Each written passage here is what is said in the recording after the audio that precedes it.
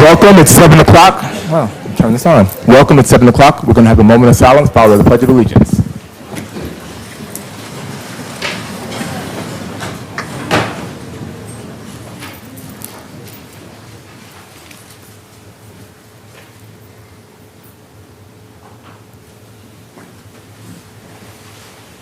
Pledge allegiance to the flag of the United States of America and to the republic for which it stands, one nation, under God, indivisible, with liberty and justice for all.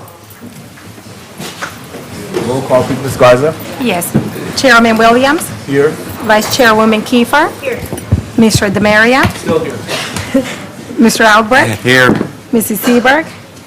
Here. Mrs. Williams. Here. Mrs. Stevens. Here. Ms. Osorio Flores. Here. Mr. Westcott. Here. Thank you, Mrs. Garza. Are there any additions and corrections to the agenda, Dr. Newman? Consent agenda personnel, ratification of personnel. Awesome. Thank you very much, Dr. Newman. Next up, superintendent's announcements and spotlights, and I believe we have Mrs. Bradford.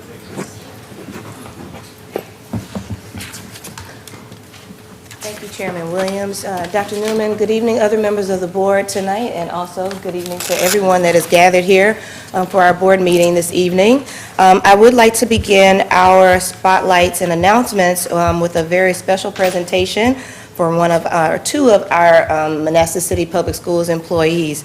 During the Virginia ESL Supervisors Association conference held in Portsmouth, Virginia on January 31st, Manassas City Public Schools had two outstanding educators receive recognition for their work in supporting English language learners. So at this time, as our board members join us down front, I'd like to call Ms. Megan Moore, Director of Federal Programs, as she was awarded a Distinguished Service Award. Ms. Moore serves as the Vice President of VISA and oversees the ESOL program at Manassas City Public Schools.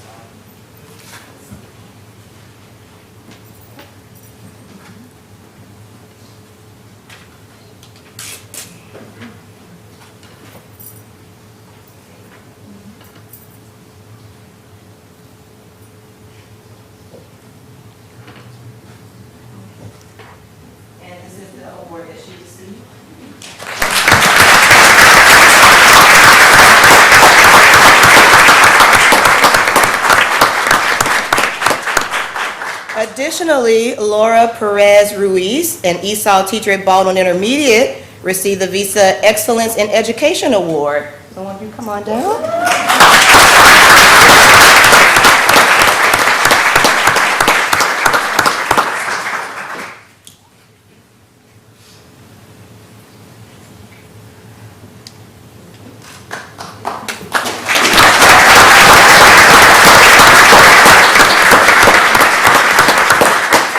To note that VISA promotes the academic achievement of English language learners in pre-K through 12, and we want to congratulate each of you for representing Manassas City Public Schools so well. Thank you so much.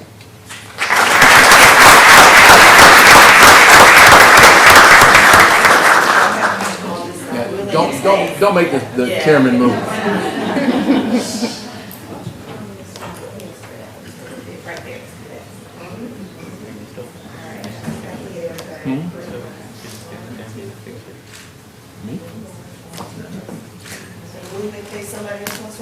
They want to make them good. All right, congratulations, thank you.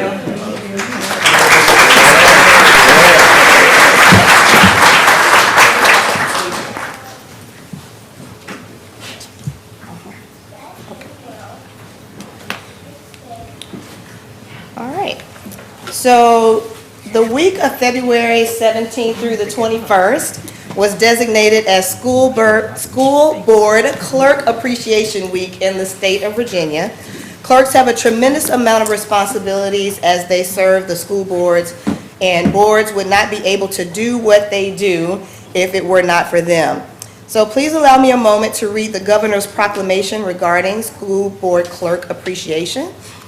Whereas school board clerks in each locality throughout the Commonwealth are appointed to fulfill their duties and responsibilities, and whereas school board clerks are responsible for keeping accurate records of the meetings and proceedings of the local school board, a record of all receipts and disbursements, and a record of all official acts.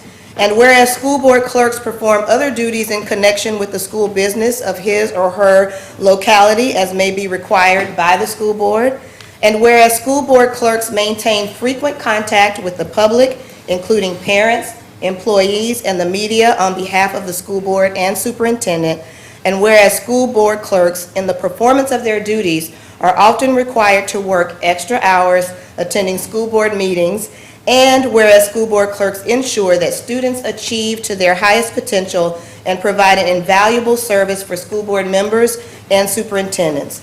Now, therefore, I, Ralph S. Northam, do hereby recognize February 17th through the 21st, 2020 as School Board Clerk Appreciation Week in our Commonwealth of Virginia, and I call this observance to the attention of all of our citizens. So at this time, the school board would like to present tokens of appreciation to the Clerk of the Board, Mrs. Alba Garza, and Lee Miller, Deputy Clerk of the Board.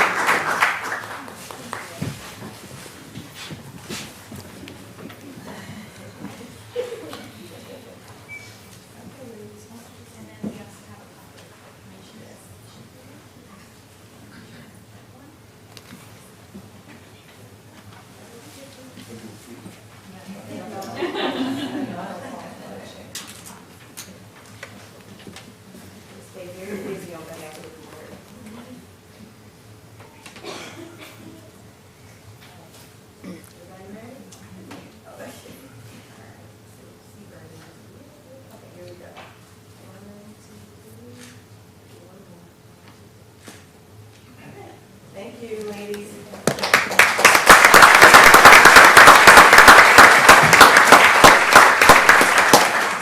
Yes, you all can have a seat.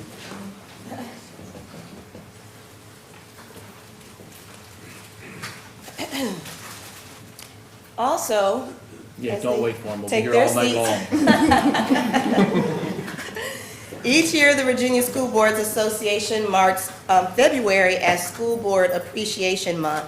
Currently, there are approximately 850 school board members in Virginia, and we are honored to have 7 dedicated ones here in the city of Manassas. At this time, I would like to read the proclamation or portions of it issued by the governor in honor of School Board Appreciation. Whereas the education of Virginia school-aged children is the foundation upon which the economic, social, and intellectual strength of our Commonwealth is built, and whereas locally elected and locally appointed school board members play an important role in our representative democracy, as the decisions of local school boards directly influence instruction in Virginia public schools, and whereas this year's theme, Excellence Through Equity, reflects the top priority of local school board members as they advocate for the public education with local, state, and federal leaders. And whereas the Commonwealth of Virginia is proud of our education system and appreciates the efforts of local school board members to make the Virginia public school system an excellent place in which to educate our youth. Now, therefore, I, Ralph S. Northam, do hereby recognize February 2020 as School Board Appreciation Month in our Commonwealth of Virginia, and I call this observance to attention of all of our citizens. And so tonight, in honor of School Board Appreciation and to honor the work that our board does, on behalf of the students and staff of Manassas City Public Schools, our principals and their teams have prepared some special presentations to spotlight the things they are most proud of in their buildings. And so we will start with our elementary schools in the following order: Baldwin Elementary, Jenny Dean Elementary, Hayden Elementary, Round Elementary, and then Weems Elementary.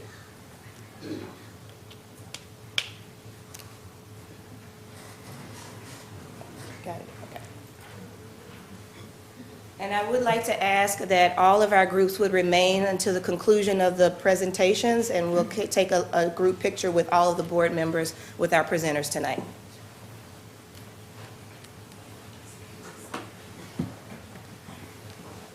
Good evening, Chairman Williams, Dr. Newman, other members of the board. Tonight, we are here to thank you for your service to Manassas City Public Schools.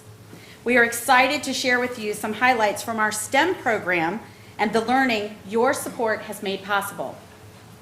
I am joined by Jen Mullen, our STEM coach, Susan Mayo, our PLTW and PBL coach, Ashley Slaney, our ITTS, Stacy Armstrong, our assistant principal, and Jen Metcalf, our math coach.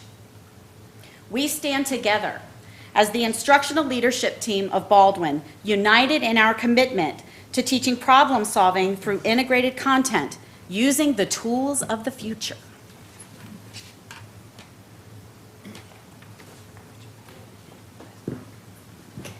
Our journey began in a self-contained STEM lab program where we defined the specific innovator skills that our Baldwin students needed to be successful. Next, we implemented Project Lead the Way and PBL at the same time to bring real-world problem solving within the framework of Tier 1 instruction. Over the 4 years we have enjoyed our new Baldwin building, our program has broken free from the constraints of the STEM lab. Currently, we have reimagined our STEM program to include a wide range of instructional experiences for staff and students that marry all components of STEM to all other content areas. We want to model for our teachers the bridging of integrated content and 21st century skills. We want our students not to just be consumers of technology, but involved in the creation of artifacts that capture their learning.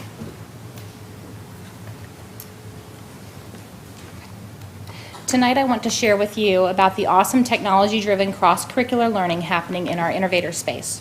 The Innovator Space at Baldwin is a co-teaching space where Susan, Ashley, and I collaboratively plan and work with teachers on ways to incorporate language arts, math, science, social studies, and PLTW modules into engaging, technology-enhanced experiences. The intention is not only to provide meaningful instruction to students, but also to model for teachers how to facilitate student-led inquiry and peer collaboration. This year, all Baldwin students, K through 4, have had lessons in the Innovator Space that incorporate coding, robotics, and technology. These lessons were a combination of those collaboratively planned with teachers and PLTW computer science modules. As I begin to highlight some of the students' experiences this year, please take note of the listed language arts and math skills that are also embedded into each experience. In kindergarten, students explored story elements and retelling through the steps of the engineer design process with the well-known character Humpty Dumpty. Students participated in hands-on engineering projects focusing on measurement, structure, and stability. Students also rotated through 3 technology-driven activities, including creating a Scratch Junior program where they designed and coded their own Humpty Dumpty to move up and over a wall. First graders used Dash robots and Blockly coding language to teach their classmates about animals and their habitats. They created habitat models and used their research to create scripts for Dash to share facts about their animal as the bot moved around the habitat. First graders also explored their pair programming skills in a PLTW computer science module focusing on animated storytelling. They learned about algorithms and used Scratch Junior to create an animated story highlighting the character's problems and providing a solution. Second grade students have also explored storytelling with Scratch Junior. The focus was not only in coding, but also oral presentations. Students wrote stories that went along with their coded program and presented them to the class. Second graders in the after-school coding club also learned about Blockly programming and coded Dashbots to make their way through an obstacle course. Third grade students participated in a PLTW module focusing on interactive stories. Students used Scratch programming to create a story with multiple endings. Students coded the program to have different choices throughout the story the user could make to change the ending. Third graders also participated in a social studies-based lesson focusing on the geographical features of North and South America. Students created maps of their continent and then used Blockly language to code a Dashbot to travel around the map and give a tour of geographical information of the continent. Students later converted their factual research into a fictional story about their robot and presented to their class. In fourth grade, students participated in a PLTW module focusing on reaction time, data collection, and graphing. Students learned Tinker coding language and coded 3 different reaction test programs for their classmates to use. Students collected data on their classmates as they tested their programs and then analyzed the data using graphs and charts. Fourth graders in the after-school coding and robotics clubs also coded a Dashbot to travel through a maze. They used conversions and non-standard measurement to find creative ways to code the robot. In the coming weeks, these students will also begin using 3D modeling programs. Thank you for allowing me the time to share some of the amazing things our students are doing in the innovator space. We truly enjoy planning for and watching our students engage in these meaningful learning experiences at Baldwin. Sir Ken Robinson reminds us, our task is to educate their whole being so they can face the future. We may not see the future, but they will. Our job is to help them make something of it. Thank you so much for your time and attention and your support.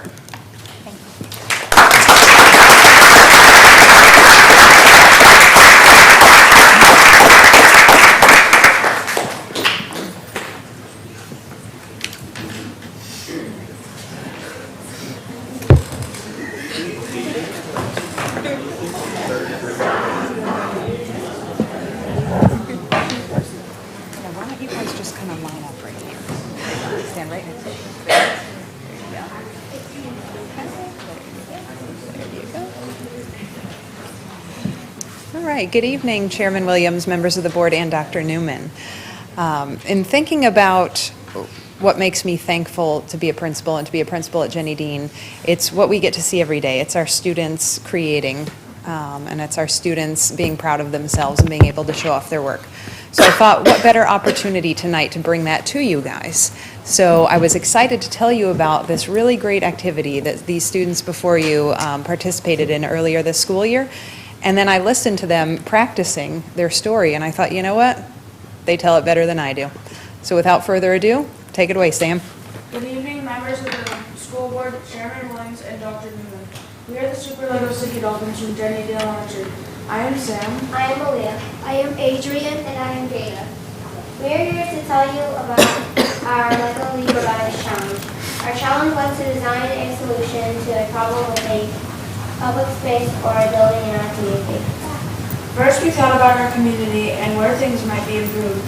The place we picked was an intersection near our school between the North-South community, where many of our families live, and the Wellington Shopping Center, where many of our families walk to get groceries, food, or cross even for recreational purposes. There is a traffic light there at the intersection, but sometimes the light turns green and our families are still walking with stores and groceries. If cars are not paying attention, it could be dangerous for families who are left drunk from crossing the street. It also causes drivers to have to wait even after the light turns green. Our first study was a pedestrian bridge. We thought if we could build a bridge over the intersection, then cars could move through the intersection, and at the same time, people could still cross the street. We invited a couple members from the City Planning Commission to hear about our ideas for the intersection. Miss Chloe and Miss Kelly also brought some additional ideas for us to consider, such as 1, pedestrian tunnel, 2, traffic calming, and 3, roundabout.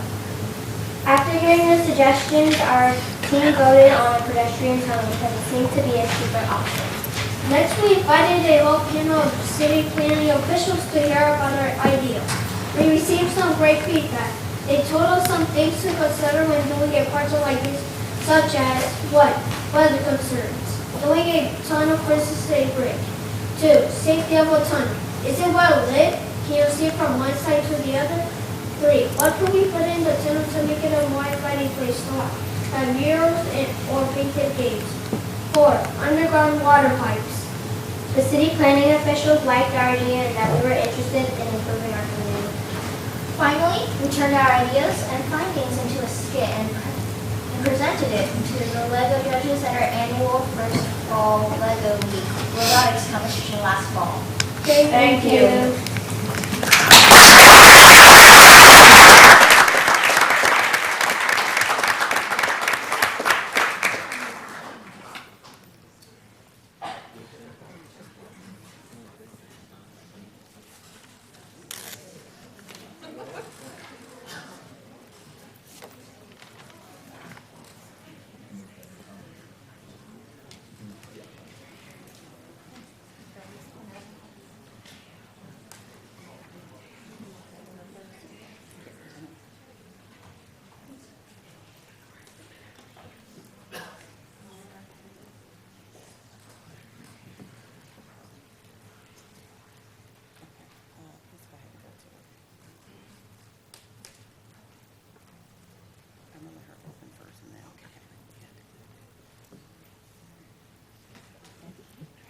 So what is PBL? Project-based learning, or PBL, is a teaching method in which students learn by actively engaging in real-world and personally meaningful projects. This evening, we have some smart students here from Hayden Elementary to talk a little about their PBL experiences this year.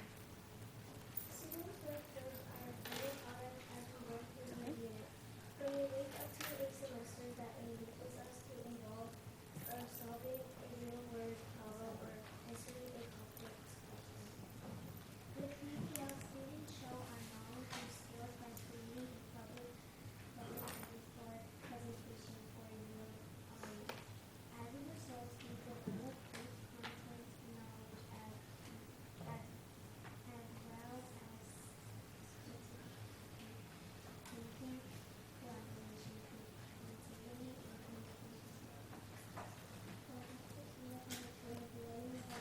present shapes the region of Virginia, manner, citizenship, constitution, and people. Projects this year have included learning about past and present shapes the region of Virginia, matter, citizenship, ancient Greece and Rome, pushes and pulled the Civil War.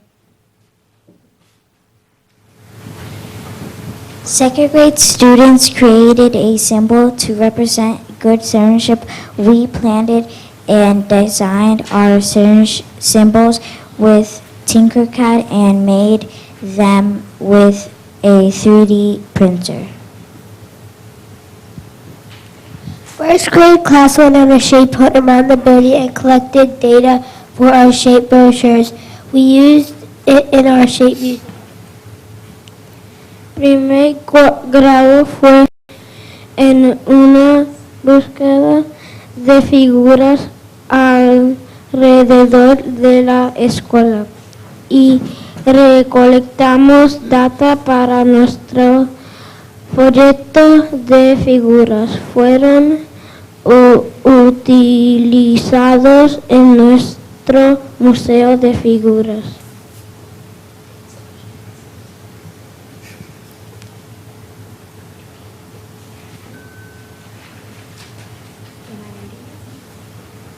Second grade just completed a project Lead the Way module on Matter where we had to design and create a container that would keep an ice pop frozen for at least 30 minutes with no more than 20 milliliters of melting. Here's my project design.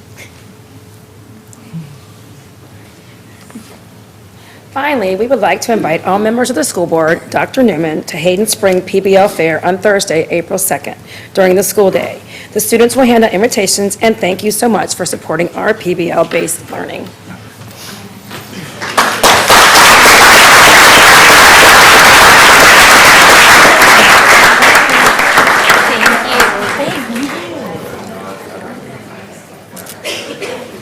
Thank you.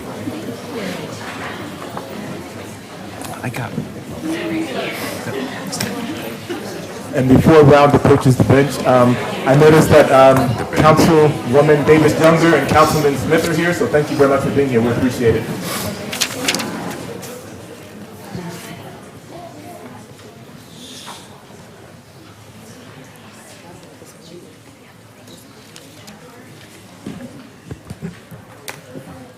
Good evening, Chairman Williams, Dr. Newman, members of the board. I want to thank you for having me out tonight.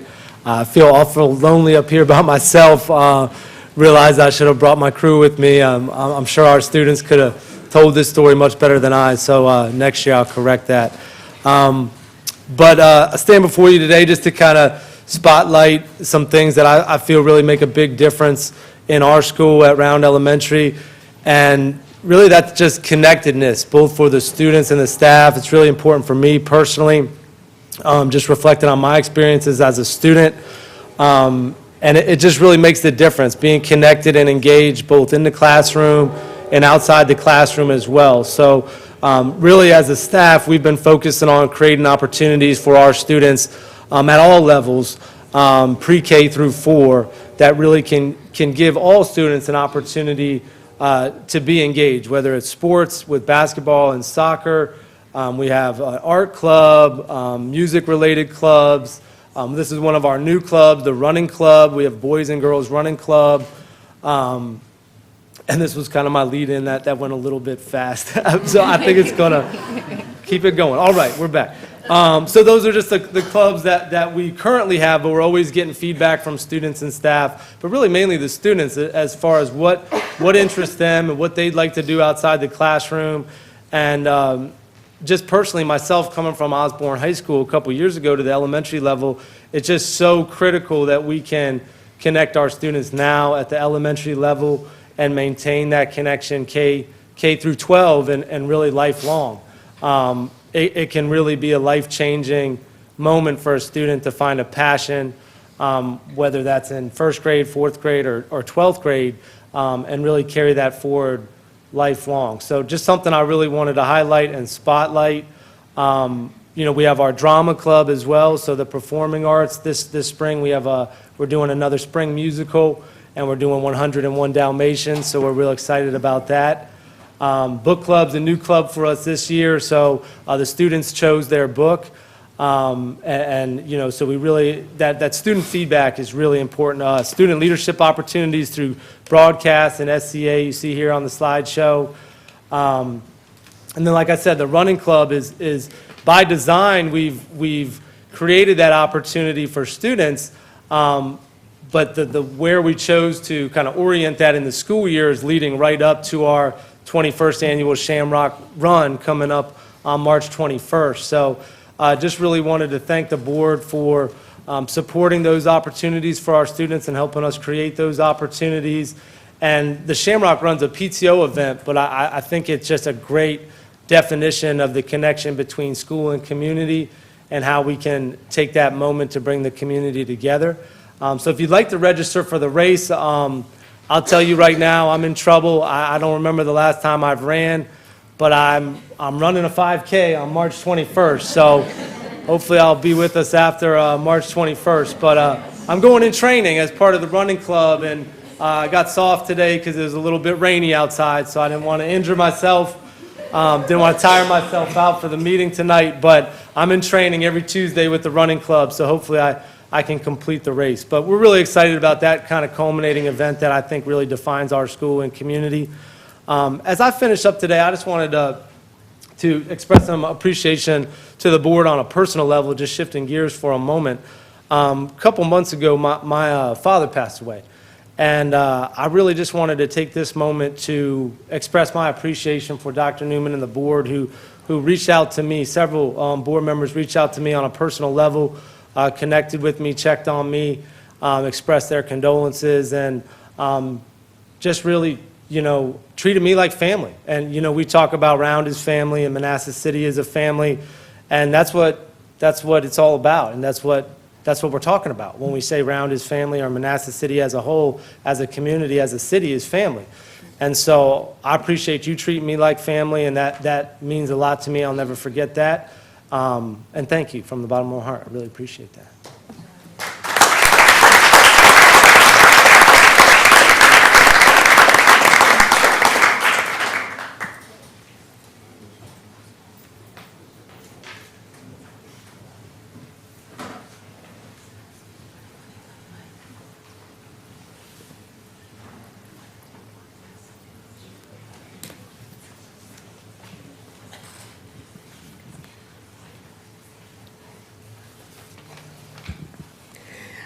Mr. Williams, Dr. Newman, school board members, we want to thank you for all you do for Manassas City Public School System. Weems has decided to spotlight our book of the month, so I'm going to let our library media specialist, Mrs. Ryan Schreider, our STEM coach, Ms. Kim Ainsworth, and our student leaders tell you about it. Good evening. My name is Shelley Ryan Schrader, and I'm the librarian media specialist for Weems Elementary School and coordinator of the Book of the Month program.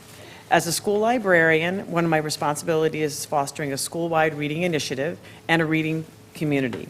One of my favorite projects this year is our Book of the Month program. Book of the Month grows individual classroom libraries and enables teachers to build a core of quality books to use as anchor text for reading and mentor text for writing instruction. To implement this program school-wide, 10 picture books were selected, and my principal, Dr. Jones, purchased 2 copies of each title for each teacher in our school to put a total of 20 books in every classroom. A new book is revealed each month. Resources and materials to use with the book are provided by our math and reading coaches. I believe one of the most important aspects of the program is that it supports student connections. So I would like to now introduce our students who I believe who have made some amazing personal connections with our Book of the Month. And let me introduce Louise Almaz. He's not here. Oh, excuse me. Joseph Hill, Jennifer Lucero, and Crystal Sosa Bustos. Thank you.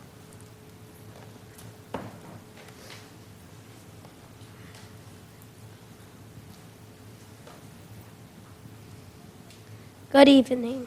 Our book of the month for January was Our Tree Named Steve. It was about a tree that was very special to a family, like it was part of their family. After many years, Steve fell down in a storm, but the family figured out a way to keep Steve in their yard and in their lives. Our reading coach, Miss Roberson, read the story aloud to us and then broke us up into small groups. Each group got to visit 3 different centers in our classroom: science, reading, and math. Making connections with what we are currently learning.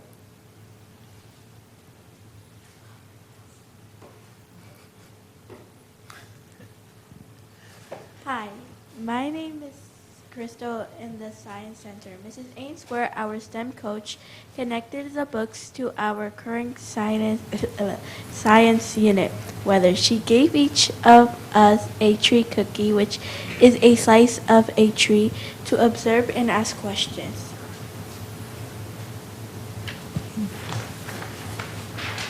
By asking our questions, we could figure out a tree story if it had good weather or if it had problems growing up. For this one, we will call it had a perfect life, and this one had not too much dry. It was too dry. This one had a disease.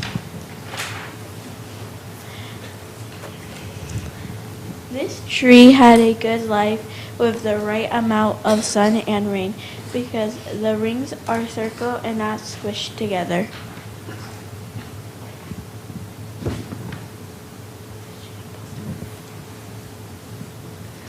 Hello. In math, we had been working with fractions and measurement, and our math coach, Miss Burkhead, had us use our tree cookies to determine how old our tree was when it was cut down. We estimated its age 3 different ways before we decided which was the best estimate. One way was to measure the tree's circumference. Another way was to measure its diameter and multiply it by its growth factor.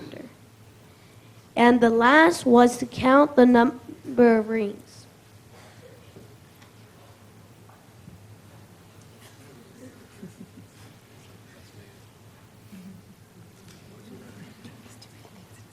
The circumference of this tree cookie is 8 inches. The diameter is 2.5 inches times the growth factor of 3 is 7.5. The tree has 8 rings, so the best estimate for the tree's age is 8 years old. Hello, my name is Jennifer. We have been studying story elements in class. So in the reading center with our coach, Ms. Wilkerson, we discussed the elements of our tree named Steve. She then read another story in the Giving Tree. She challenged us to look for similar and different between the 2 stories, like the character, setting, events, and more. It was amazing to see how 2 stories could be so similar and different.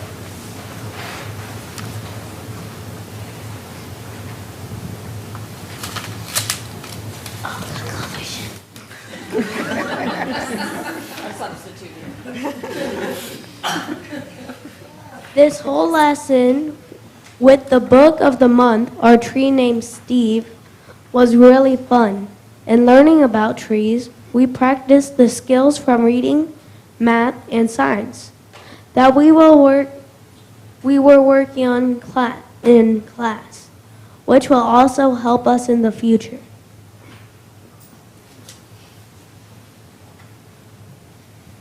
Thank you.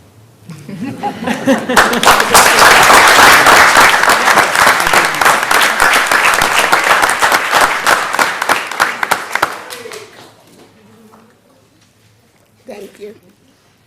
Let's give a round of applause to all of our elementary school presentations.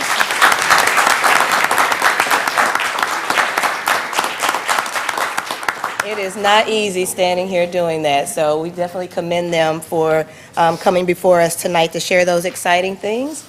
And so we will conclude our presentations tonight with our intermediate and secondary schools in the following order. And as I said before, at the conclusion of their presentations, we'll ask the board to join all of us, and we'll take our huge picture that we can send to VSBA and also share with our community of having our students here with us tonight. So next we will have Baldwin Intermediate School, followed by Mayfield Intermediate, Metz Middle School, and Osborne High School.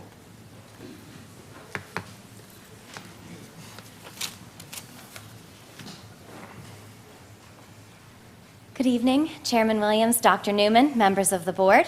My name is Amanda Wagner, and I am proud to serve as the principal of Baldwin Intermediate School.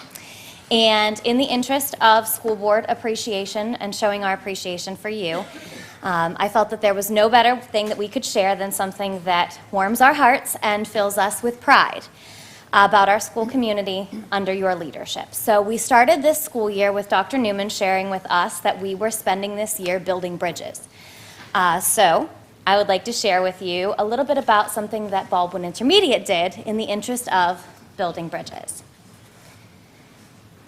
So we started the year, something that was really important to us is that we have Husky pride. But that doesn't necessarily just mean staff. That's equally as important for our students and our families as well. So we wanted to make sure that we started the year off right in sharing that and building bridges with our community. So we decided to take something that we do every year, a traditional thing, and make it something that we can utilize to build bridges with our families. And that was schedule delivery.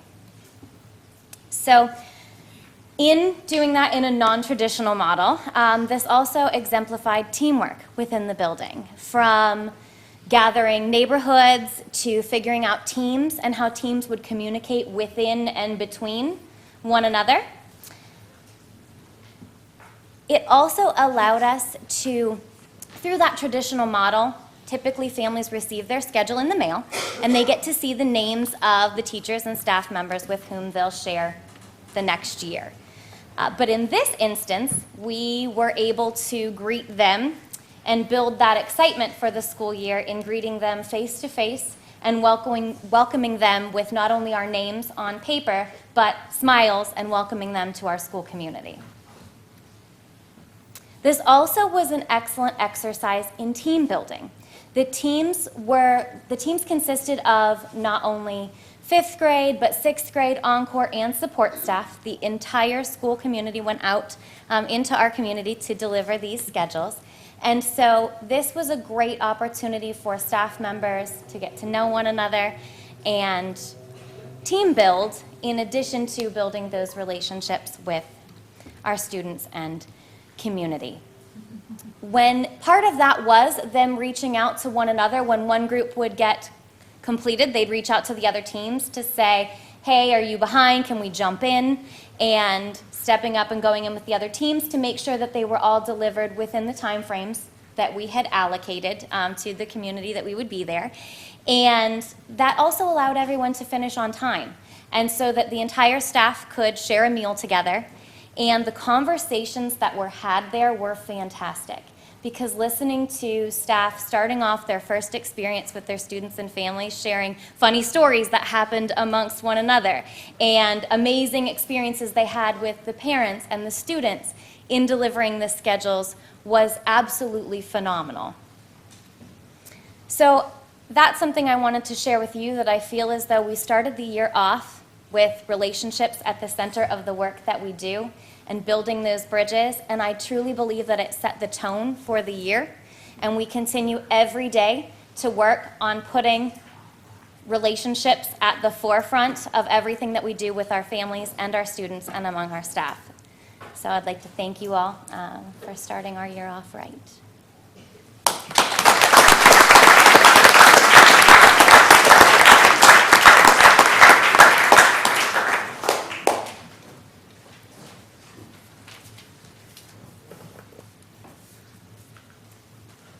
Good evening, Chairman Williams, Dr. Newman, and Manassas City School Board. So, Dr. Wagner and Mr. Wilson, they've sort of hit on most of what I'm going to hit as well, but what I just want to do is thank the school board for making Manassas City such a great place to work, such a great community. You look around this room and that we're filled on Tuesday night is an awesome thing. How I start every meeting off is we start just by focusing on our mission. This is where we want our school to go. This is where every day we want our students to come to an environment that promotes respect, empathy, and responsibility. And what this presentation will do tonight is really show how we're focusing on that respect and empathy. In our vision for where we want to go, we really want to work on the 5 C's and creating those skills that the work environment of the 21st century needs, where our students who are graduating from Osborne High School with Mr. Pflugrath and Ms. Whitaker, they need to be prepared for this. So this is what we're trying to prepare at Mayfield.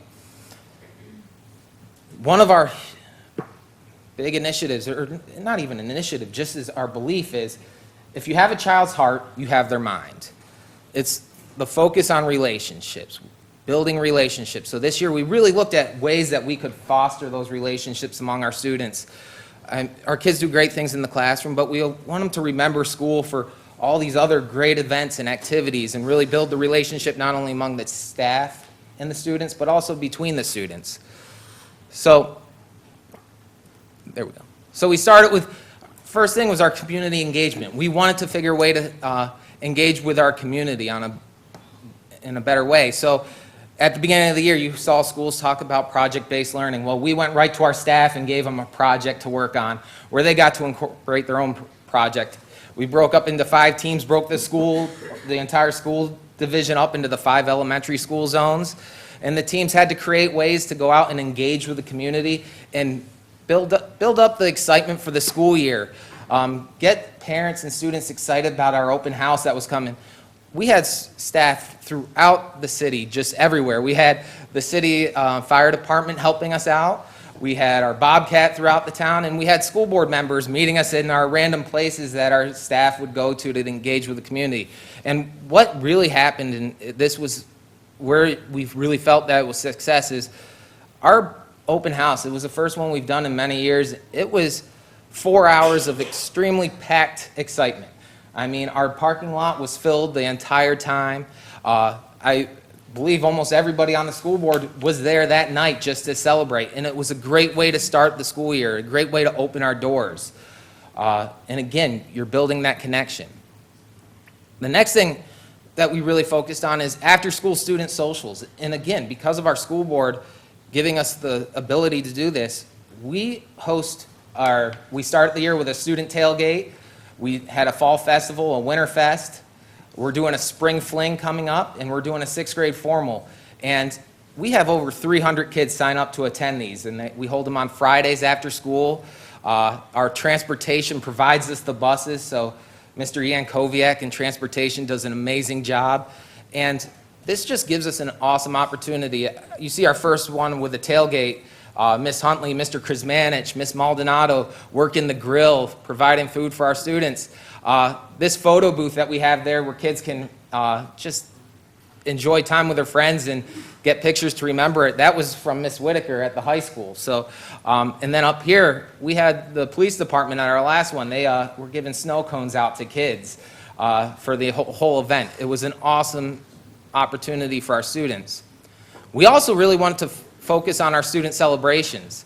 This month, or throughout the year, we've had Student of the Month celebrations, and we also had our semester honor roll ceremony. And if you look at this picture, this is what it looks like at every celebration now. We have an entire cafeteria packed that we're celebrating students, and we have parents coming in. We have again, school board members coming to participate in it. We have our student assemblies, which again is another time to highlight our community with our students with our community. And a couple of these pictures I really want to focus on. On Friday, we had our Black History Assembly that was put together by our staff, and it was one of the most amazing events that I've seen together. Here is Brian. He's actually an Osborne High School graduate, went through Manassas City. He performed for our students, and then he stayed all day and signed autographs during lunch and just spoke with the kids. And here's some of our presenters. It was an awesome time. Our Veterans Day parade and that you were part of. And then our Veterans Day assemblies where we have guests come speak with our kids. And then just like Mr. Wilson said, our clubs and activities that we were able to offer. I once had a professor say that a sign of a good school, a sign of a great atmosphere is how many kids stay after school. We don't have students that are running out the door. We have students who are staying. We have clubs that fill up within a week of the teacher sending out the permission form. So we have some great things. We have our robotics. Our girls basketball program just ended today, and Miss Torres finally won her first championship, so the red team won. Mr. Krismanis just started in the 5th grade basketball program, but our choir, our music program is amazing. Our orchestra concert yesterday was outstanding. I mean, I've tried to play the violin, and it does not sound like what our 5th grade students are able to do. And finally, I mean, I think this picture sums up. We just want to thank you guys. Last year, Dr. Newman and Mr. Rupert, they came. We have 6th graders who are now able to participate in Met's middle school sports, which is an awesome opportunity, and our school board gives us that opportunity. And not only is it great for our 6th grade students that you see pictured here, but it also helps build that bridge from Mayfield to Met. And this was one of their road games, and if you see, there's Miss Farmer, one of our teachers, Miss Hall, Miss Webb, and then Mr. Moore, Miss Huntley, and myself. Because of the school board, we're also able to hire amazing teachers like these 3 teachers who want to come and support their students outside and give the kids that extra amount of effort. But it's because of you, because of the school board, that we're able to do this. So thank you. And as I always say, Mayfield's proud. We're proud to be part of this city. So thank you.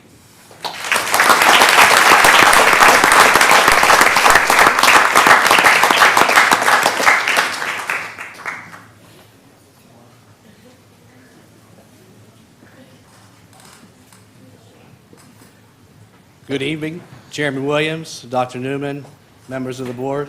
Very honored to be here today as your proud principal of Metz Middle School. So my name is Mr. Rupert, and I have some great students. And one of the things that we'd like to highlight that you all make available for us are the great programs in academia that we have at Metz Middle School. So wanted to take some time to highlight that. And we have Miss Hansey here who is going to lead that with the students. And in the meantime, as we were planning this, we got some great news that even brings in some of this program. So we're going to highlight our integrated math and science program here at Metz Middle School. And so I'm going to turn it over to Miss Hansey.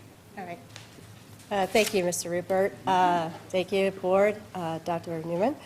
How does this work? Is that just an arrow? Oh, just the arrow, okay. All right. First off, let me go back. I have to read a statement by Mr. Anthony Vargas, who's the supervisor of gifted and talented programs. So he states he wished he could have joined tonight, but he's actually at a parents' meeting about the program, something I probably should have been at, but I'm here with you guys. So I'm so proud of what the students are able to create within this course. Innovators ultimately propose new questions which help us solve world problems in creative ways. Our IMS program does not accept complacency. The coursework challenges learners to investigate, design, rethink concepts within math and science to give our students an educational experience that is second to none. Thank you for acknowledging and recognizing a piece of our advanced programs. All right. So, like Mr. Vargas said, there is no complacency in IMS.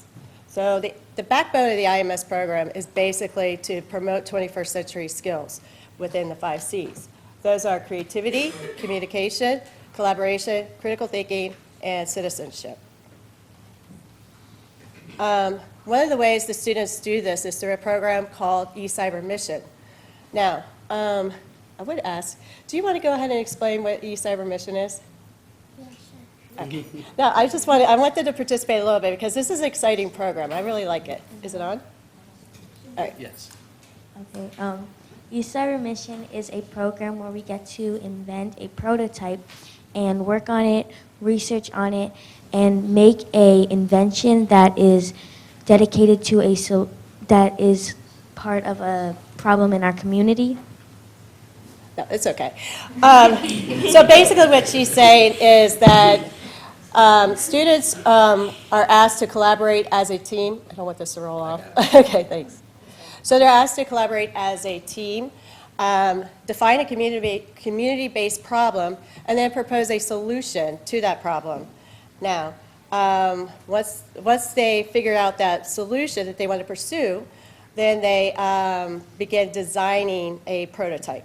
And then they test and retest. And hopefully they find a functional working prototype. So that being said, I have 3 teams here, one IMS 7 and 2 IMS 8, that will be briefly talking about their project. It's okay. And, but before I do that, I do want to acknowledge 4 students. I don't know if you've heard this through our communication with Ms. Raffert there, but this past weekend we went to the Thomas Jefferson High School of Science and Technology, and all these students here were semifinalists in the Science Bee, and 4 of them actually advanced to the National Science Bee that's going to be held in Chicago, I believe mid-June. So those 4 students, if you will stand, are Isaac, Kurt, Audrey Peters, Nina Nicoletti, and Kaya Graham. They did an outstanding job, particularly Isaac Hertz. He got 2nd place overall. So congratulations to them.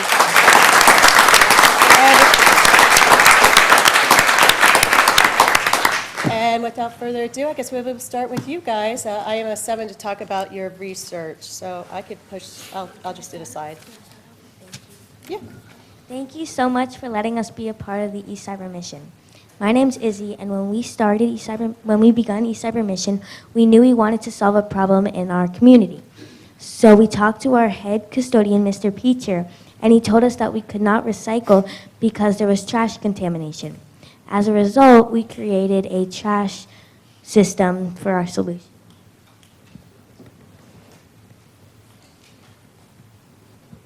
We wanted to specifically have a system where plastics, paper, and regular trash could be sorted at the school. To do this, we are going to put 3 captive proximity sensors into the receptacle container. These sensors will detect the dielectric constants of materials. And since paper has a dielectric constant of 2 and plastics have a dielectric constant of 3, the sensors can easily sort them. And there is more to the prototype, but that is its main function. So these 3 visited me in the office, as with some of the teams for the cyber mission, to get my feedback. So what he just said, I just said, sure. I trust that they're doing this. But as you can see, what we have are some great thinkers, problem solvers, and leaders. And when they go away from Manassas City and they go to Thomas Jefferson School of Technology and compete, look what we're getting. Okay, we have leaders, we have great academia here at Metz Middle School. All right. You guys next? Yeah, you can ask.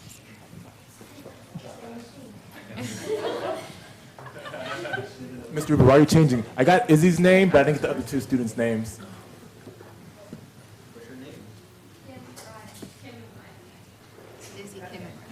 Yeah, why don't you guys introduce your names when you... Good evening. We are a program of students from the Integrated Math and Science program at Metz Middle School. In our research class, we use Eastside Remission, as Miss Nancy said, and I'm Noah. I'm Isaac. I'm Nina. I'm Audrey. Okay, so our project involves a substance called soda lime, which pretty much sucks in the CO2 from the environment. We use a fan that you can see on the screen to blow regular air into the soda lime. The soda lime only picks up the CO2, and then when we heat it with the hot plate there, as you can see, all the CO2 gets released and put into the spider plant that we have. And that spider plant uses the carbon from the CO2 to grow, and the oxygen gets released back into the air. So as Isaac said, we use soda lime, which is a pretty cool chemical in my opinion. Our group is very teamwork. We really care about teamwork. In fact, we've dropped soda lime, not once, not twice, but 3 times on the floor in one day. Because, and I believe that's because we couldn't function because our whole team wasn't there. And we've switched from using algae to using the spider plant, as Isaac explained.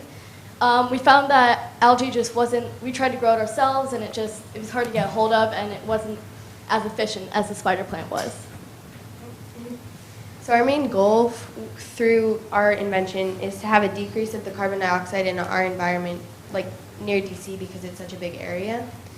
So we would connect our prototype to the exhaust pipe of a car, and it would therefore help the plants outside grow better and reduce the carbon dioxide in our area. So this project involves science of biology and then also brings in the STEM that we learn in STEM class and in IMS so that we know what we're doing. Thank you so much.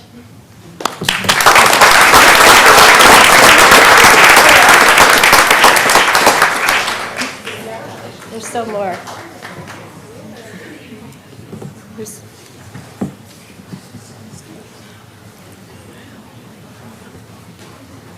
Good evening. My name is Clark Jones, and I'm here with Kea Grant and Albie Gomez. And today we're going to tell you about our project. We realize that cars generate the vast majority of pollution in our area.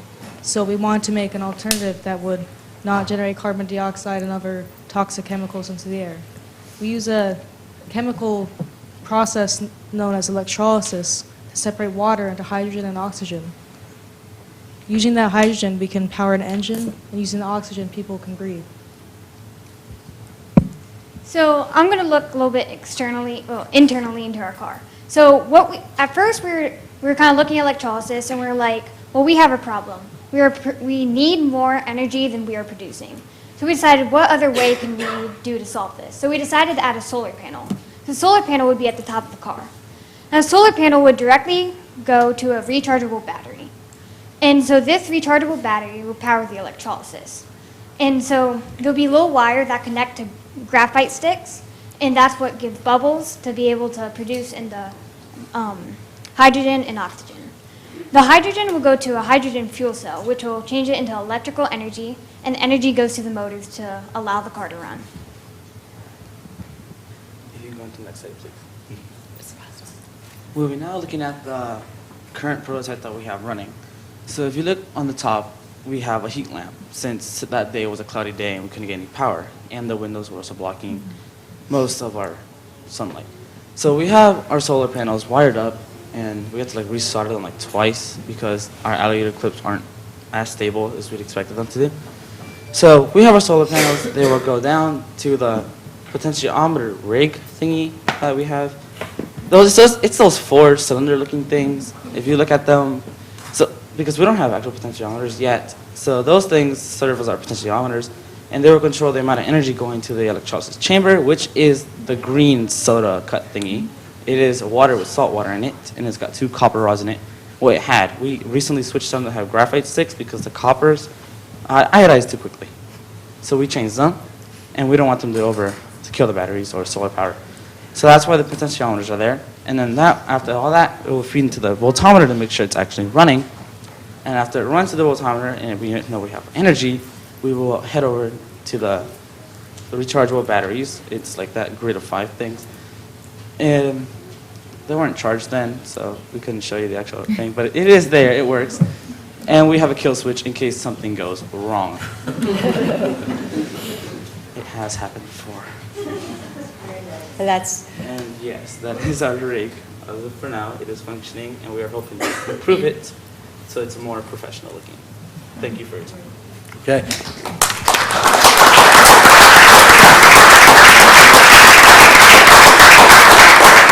Thank you. Thank you to everybody for allowing us to highlight these wonderful students, and appreciate everything that you do. And I will extend an invitation. I need help if they're seeking feedback, so come see me. We'll visit together. Thank you.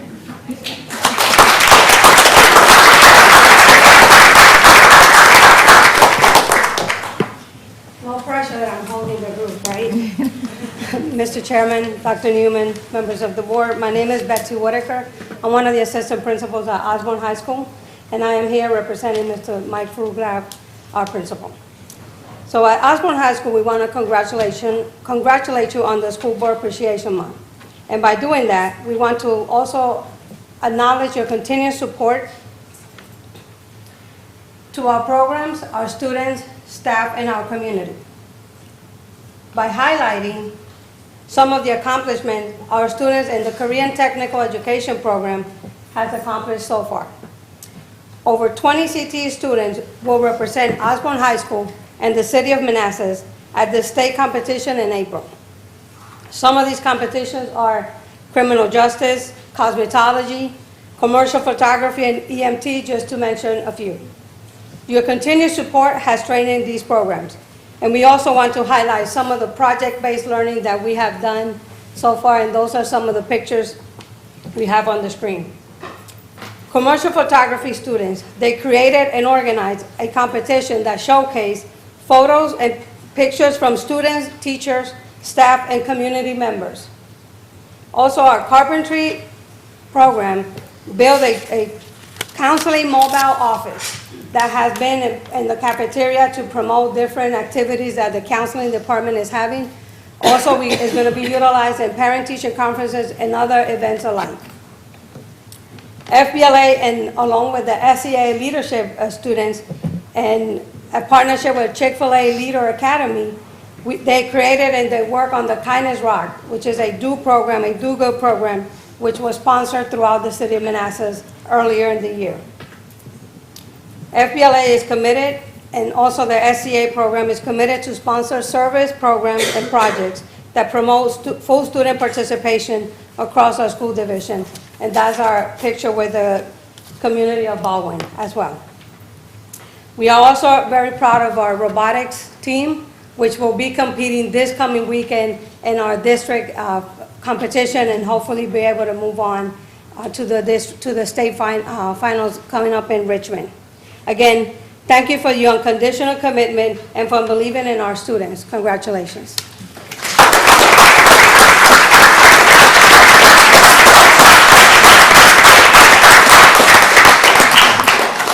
Before we gather for our picture, I know some of our board members, before they make their comments, want to say what they think of what they saw before you all leave. So I'll start, I guess, over here with our student reps, and then we'll work my way down, and then we'll have a picture. But any comments on what you saw? Not your comments, but necessarily just what you saw earlier tonight. Any comments on the presentation? Yes. Well, I wanted to say congratulations to everyone, because honestly, I'm amazed by it. Like, you guys are so intelligent. It's like surprises me, because when we were like in elementary, we weren't like that. Like, I'm just putting that out there. I feel like you guys are like head on smart. You guys are the future. And honestly, I think that we can trust you guys with everything. And seeing this, you guys are going to be amazing when you guys grow up. You guys are going to be talented. You guys are going to change a lot of things. And honestly, congratulations for everything. Keep working hard. And honestly, I'm speechless. I'm sorry. Like, wow. Okay. Yeah. Thank you. Dude, that's like crazy. Like when I was like in elementary school, like I could barely count, and you got these kids like collecting data that like I still don't even know what that means. Like half the stuff they said, I was like, what? And like the IMS kids that are like creating these like crazy inventions, they're like breaking like these compounds out into their ions, which like I didn't even learn until last year, and I still don't even fully know what all that means. And like they're like doing like all these like cool like labs and stuff, and like I did like a lab like last month, and it was a basic procedure, and I still like cut myself. And so it's just like the stuff that like these kids are doing at such a young age is just really impressive. So congratulations. Ms. Seberg? Thank you, Mr. Chair. Thank you, all of you, for every school coming and visiting us and doing your presentations. It really is the best gift to us as school board members. We appreciate it. Thank you. Mr. Mayor? Yeah, council people, did you notice the tunnel that we want built? I mean, so if you want to come up with funds for that, that would be really cool. Those sort of things, it's just amazing, and you're coming here to honor us. And several people said that the school board makes Manassas a great place to be, a great place to work. All we're doing is riding the coattails of our students and our staff. You people, all of you, are just unbelievably amazing, and I'm just proud to be a part of it. So thank you all very much. Dr. Newman, would you jump in here too? I want to thank the students for allowing me the opportunity to talk. I usually don't get to talk during these meetings. I always say that the bloodline of a successful city is actually your public school system. And I think tonight shows that Manassas City Public Schools will keep Manassas City thriving in the future. These are some tremendously bright, intelligent students that are working with our extremely talented staff at all of our schools.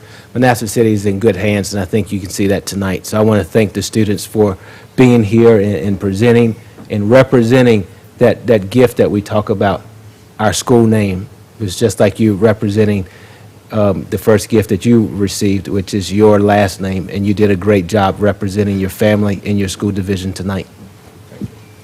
Ms. Kiefer? Well, all I can say is wow. Thank you to all of you. There's no reason to appreciate us because we're just going to turn it right back at you. To the parents and guardians and others who support our fine children, thank you. To our principals, our teachers, our staff, everybody from the people who greet them in the morning to feeding them in the morning, afternoon, or whenever we need to. Thank you. To our students, man, you guys are rays of light. It doesn't matter what kind of day any of us up here has had. You come to these meetings, and it is just unbelievable. Thank you for representing this community. Thank you for representing this school district, and thank you for just representing your families. Everybody is so very proud of you, and we will continue to be. And just keep working hard and inspire your colleagues to do the same. And we're here for you. So thank you to all. Thank you. Mr. Albrecht? Thanks, Mr. Chair. And, you know, fantastic presentations and really validation, I think, as a board member of why we are up here. Whether it's the elementary students who talked about project-based learning and taking concepts and applying it into reality to solve real-world problems, to include one apparently the city has, to our intermediate students who went to Thomas Jefferson and proved to all those people who refused to come to Manassas because we're not good enough, because we can beat them. So thank you, guys. I appreciate that.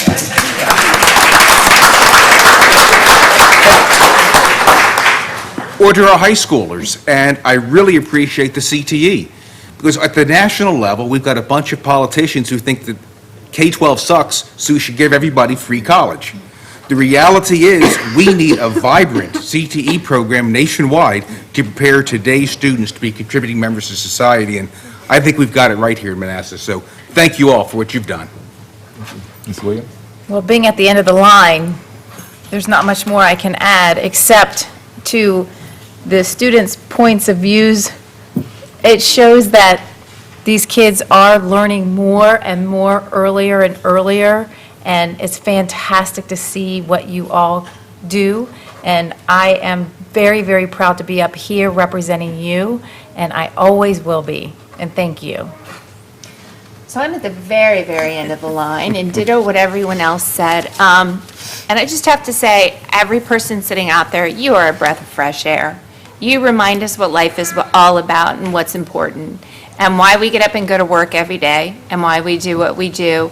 from looking at the kids to the teachers who sacrifice so much to the administrators who are out there being the backbone of it all. You are so appreciated. You make it all worthwhile. And like I said, you all are a breath of fresh air and you remind us what's good about our city. So thank you very much. I'll conclude. I know y'all want to get out of here and take a picture. Students, y'all are amazing. You're incredible. Keep doing what you're doing. I know some of you pretty well. I'm looking at two of you particularly, but keep working hard. I'm proud of you. To the staff, thank you. You've captured our students' hearts and their minds and helped them to reach new heights, so I appreciate that. And to the families who are here and have sat through the last hour, thank you for being here as well. We know that we couldn't do what we do without you.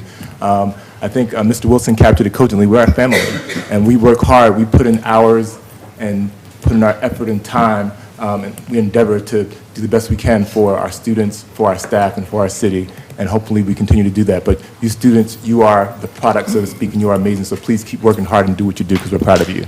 And with that, we'll take a picture. So we have to be very creative about this, and I want the staff members and everybody to come. We'll put Mr. Williams right at the top step, and we'll just kind of turn everybody facing this way. Can I say it for you? You can. You can stay on the top level.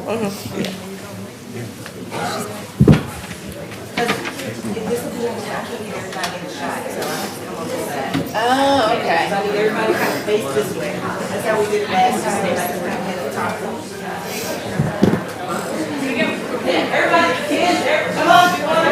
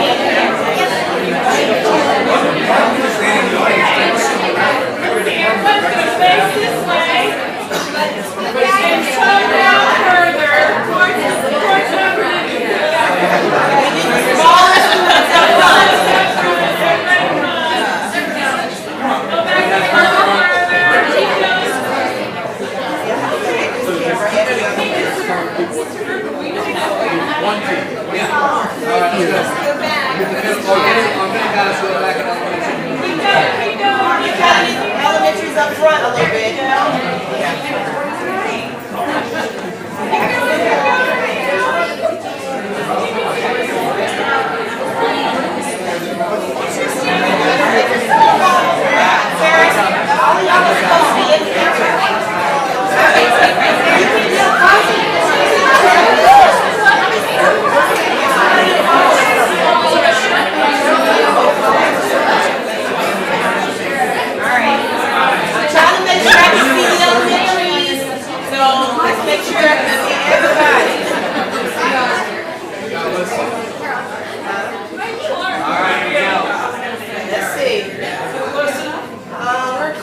I'm missing a few people. I'm gonna try to just get it up top and see what I can get. Let's see, 1, 2,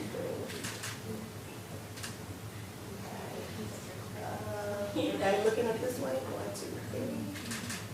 I'm gonna do one more with this other camera. I can see everybody. Hold on. All right, everybody looking up this way. 1, 2, 3. I can actually see a lot of faces there. 1, 2, 3. Good. Could you see this one? Yes. All right then. Actually, that was the biggest one. Okay, yeah, we're good. I couldn't see Miss Mayo back there too good, but okay. All right.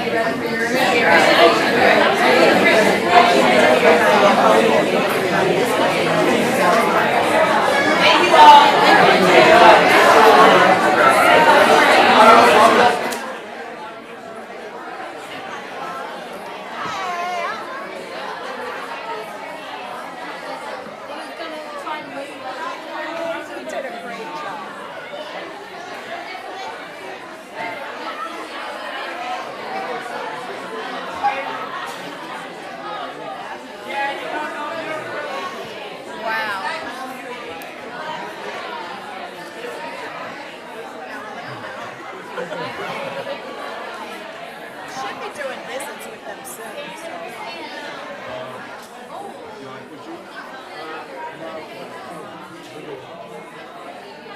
You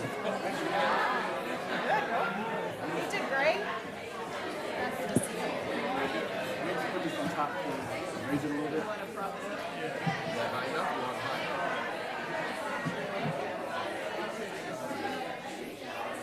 You guys might make it to 9 o'clock tonight. It's going to be kind of long. We haven't even made it through school board members.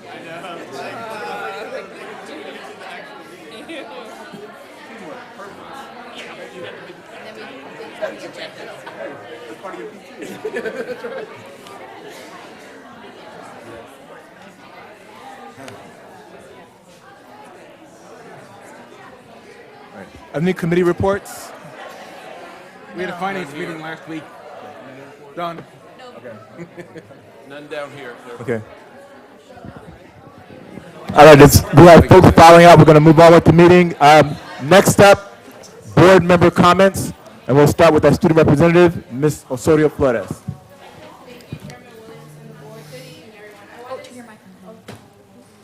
Sorry.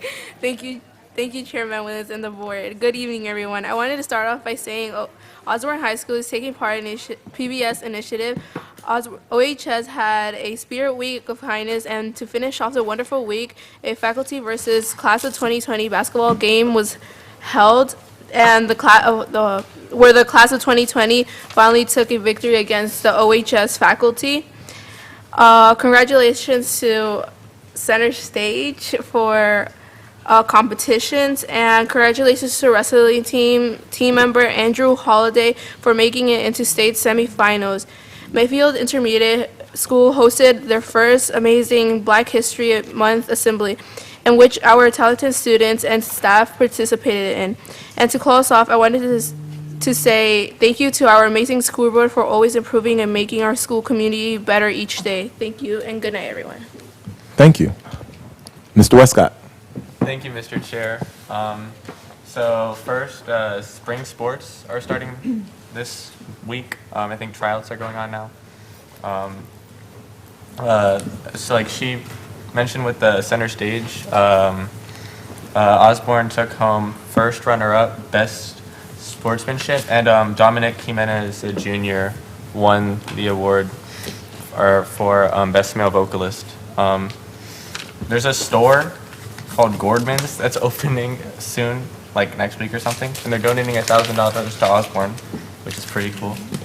And later, next month in March, there's a art show at the Manassas Museum, I believe, and students' artwork from Osborne will be featured there. So, thank you, and just thank you to the board in general. Thank you.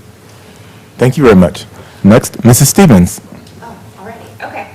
So I was going to share part of a letter from the report of the subcommittee on elementary and secondary education in the House of Delegates and the General Assembly, but a lot of things were done, and so I just wanted to cut it really quick. They are investing, the General Assembly, House of Delegates has adopted their budget, they passed their budget, and it will include an additional $290 million towards the state share of two-year percent pay increases, one at the start of each school year, a $98 million down payment for pre-K to include 3-year-olds, not just 4-year-olds, funding to increase school counselor positions by 20%, and funding to increase the number of English as a second language learner teachers by 20%. This is the budget that's been approved by the House of Delegates. It's yet to be passed by the Senate. So we hope that it will be passed by the Senate and the governor will sign it to help us get there and get along that path. We encourage you to reach out to our delegates and to our state senator. Lee Carter is our delegate, Jeremy McPike is our senator, because we definitely could use those funds to support our schools and our students. Thank you. Mrs. Seberg. Thank you, Mr. Chair. I'm going to use my comments tonight to share my appreciation for my fellow school board members. Thank you. I enjoy working with all of you.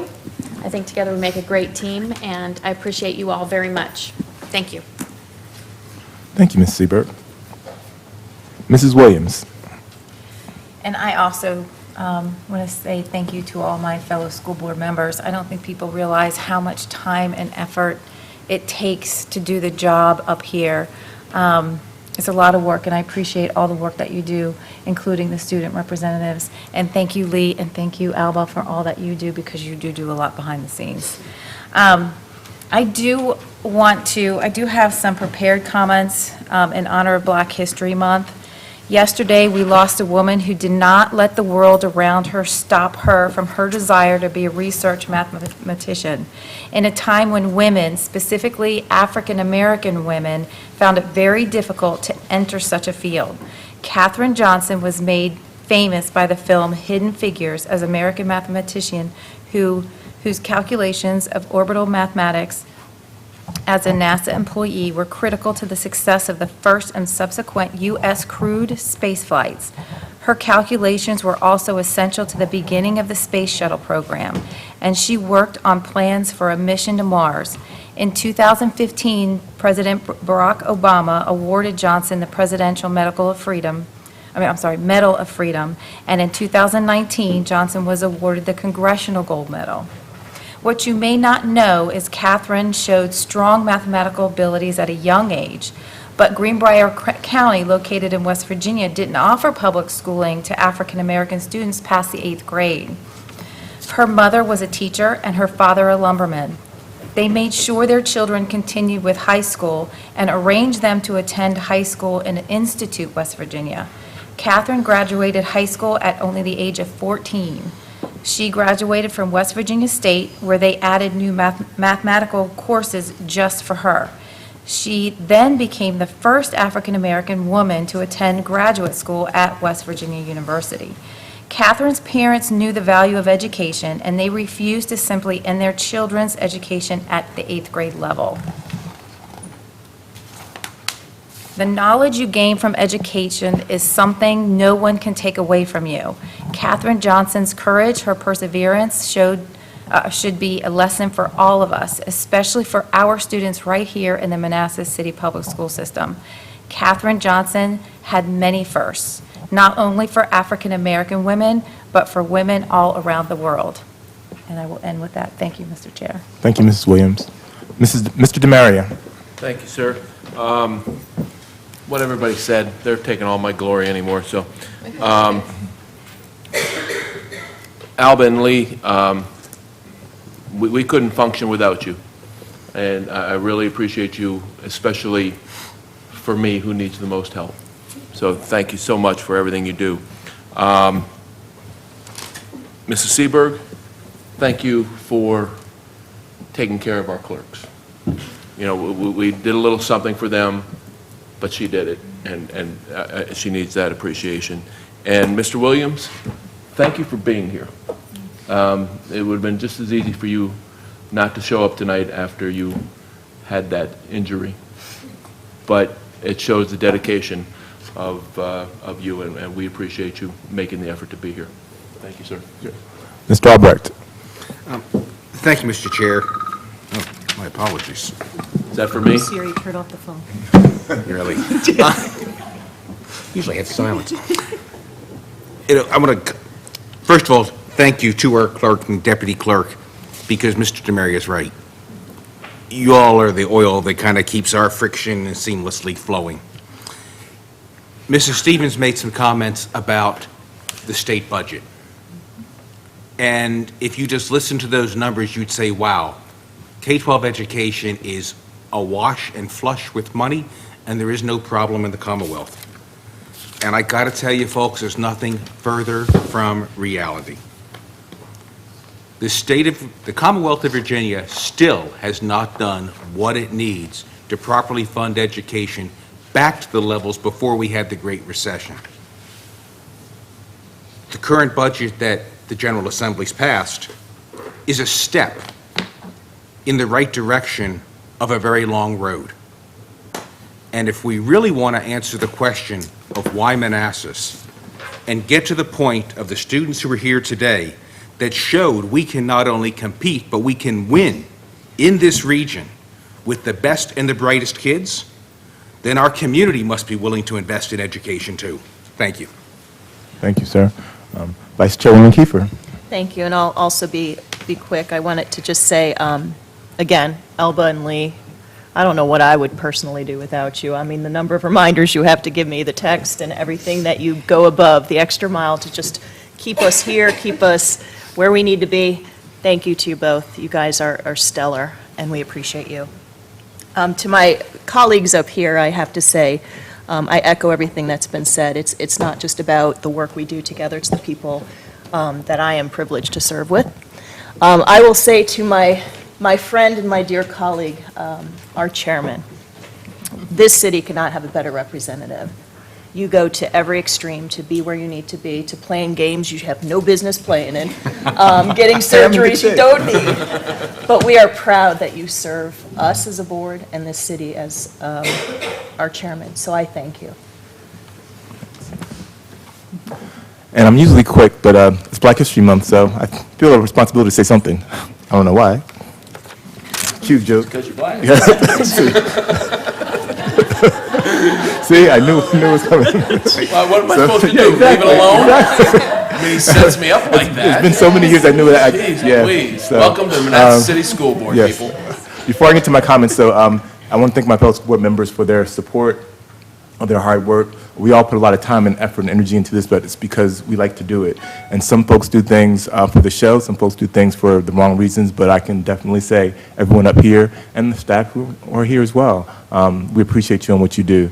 And to Ms. Miller and Ms. Garza, I appreciate you very much, not just for the work you do, which is important, but for the people you are, the representative you are for the city of Manassas and what you do for us. So thank you for what you do for us and for who you are. You're special people, and we are glad to be able to celebrate you for Clerk Week.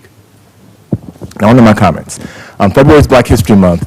The primary purpose of Black History Month is to celebrate the contributions of African Americans to America. These contributions, ranging from science to music and architecture to religion, are essential parts of American history. Learning about accomplishments by individuals and groups in the past better informs our understanding of Black history and American history. Black history is American history. These contributions also serve to remind us of the value of diversity, in this instance racial diversity, in our society. And Mrs. Williams and I hit the exact same thing, which is interesting. And these accomplishments are often achieved by hidden figures, such as Katherine Johnson, Dorothy Vaughan, and Mary Jackson, brilliant African-American women working at NASA who served as the brains behind one of the greatest operations in history, the launch of astronaut John Glenn into orbit. Their work was celebrated in the uplifting film Hidden Figures, and Ms. Johnson, as was mentioned earlier, passed away earlier this week over the age of 100, which is incredible to live that long, be that wise. As I said earlier, Black history is American history, and it should be similarly taught, celebrated, and appreciated. Our schools have celebrated the month with lots of activities and programs. I attended a wonderful program at Mayfield last week. I know Mrs. Seberg was there, Mrs. Sebesky was there, Ms. Davis-Younger was there, and various other folks. While at Mayfield, I also saw a classroom door decorated by one of its teachers, Ms. Rebecca Porter. The door, which I don't know if we have pictures of or not, I think we have pictures of on the screen, was amazing. And it was amazing not just because of the plethora of individuals who are cited there, which is informative for our children, but it was also amazing to me because of its words. And if you could see, I guess the highlight of its words have power. And when I saw that, I thought that words do indeed have power. Words are a great part of the way we communicate. Words can cut and hurt. Words can be abusive and cause anger, something we see too much of today. Words can also encourage and inspire. Words can speak truth and give light to misconceptions. Words can change lives. And something I didn't write down, but I thought of as my wife came in, who's a pediatrician. We talk all the time about children. We have so many kids in our society, and even our school system, who are hurting. And a lot of that is because of the words they hear at home.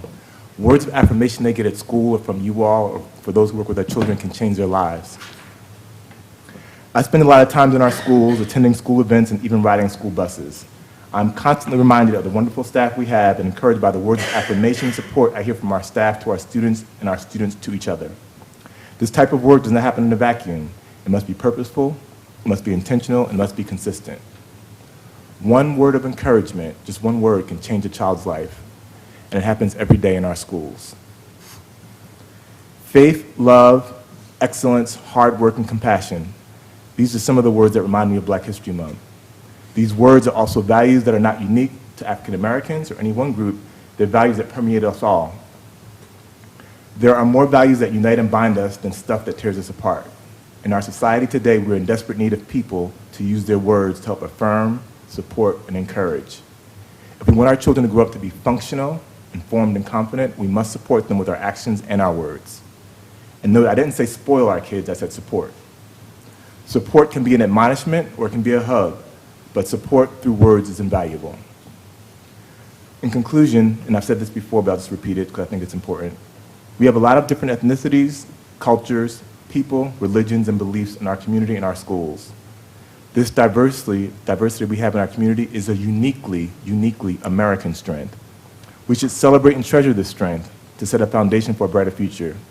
We have Black History Month as one of those building blocks to build on this strength, to learn, to comprehend, to be inspired. But this inspiration is not just for Black Americans, it's for all Americans. Thank you. Next, move on to citizens' comments. And I don't see any citizens who want to comment, so I will move on to the consent agenda. May I have a motion, please?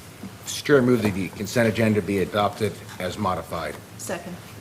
Motion by Mr. Albrecht, second by Mrs. Kiefer, that the School Board of the City of Manassas approve the consent agenda as modified. All in favor? Aye. All opposed?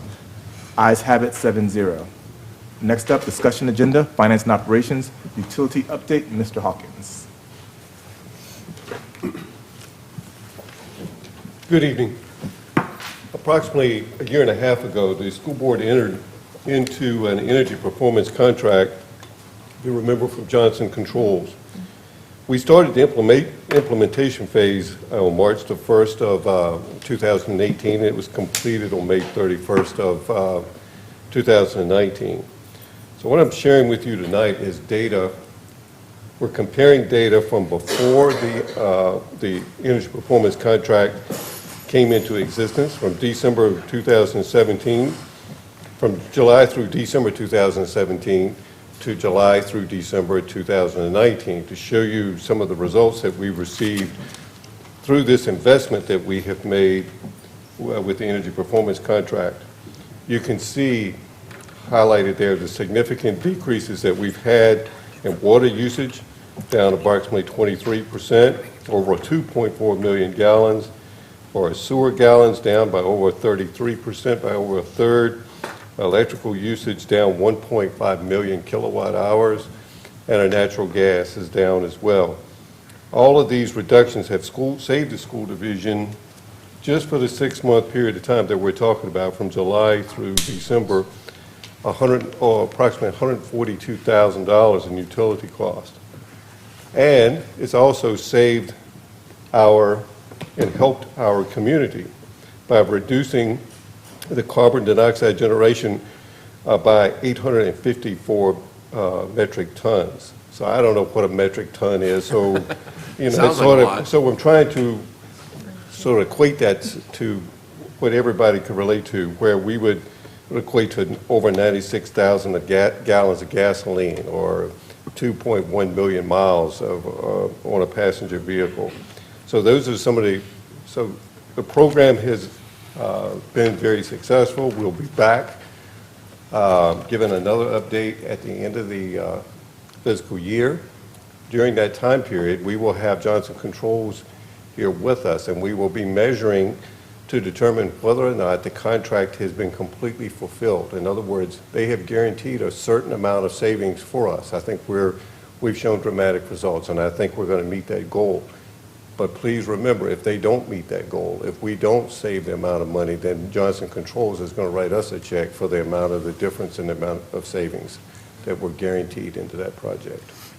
So far we have very promising results, and we look forward to continued growth in these savings in the coming years. Are there any questions, concerns, comments at this time? Sir? Yeah. Very impressive. Not only are we educating our kids, but we're setting an example for them as well. We appreciate all your work, Andy, and those numbers are very big. I mean, water usage, 23%. It's just huge, and we appreciate it very much. Thank you. Thank you, sir. You're welcome. Any other comments? Mr. Albrecht? I got to piggyback on what Mr. Demaria just said, and it's actually, for anybody to decrease utility uses that much, and with 2 council members in the room, We're in this together. The city is our supplier of water, sewer, electric. So we're being good stewards of the taxpayers' money in how we've engaged in this contract and looking to save money, but we're also helping the city, because that's that much less tap fees you're paying into EROSA and that much capacity at peak times, because of when schools operate, we're putting on the power grid. So thank you. Thank you. Yeah, thank you, Mr. Hawkins. And next up, Mr. Hawkins.